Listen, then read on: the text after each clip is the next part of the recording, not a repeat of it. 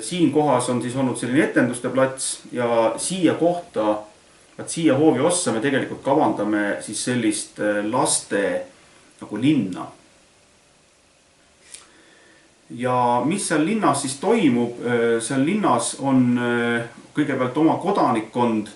Need kodanikud valivad endale esindajad volikokku ja volikogu siis valib linnavalitsuse.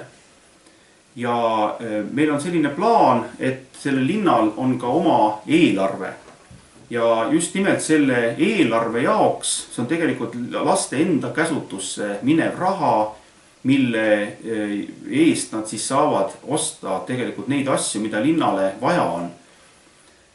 Just selle raha kokkusaamiseks me tegelikult vajame toetust. Ja see summa võiks olla Eesti Vabariigi auks 1918 eurot. Loomulikult on väga lahe, kui seda raha koguneks ka rohkem.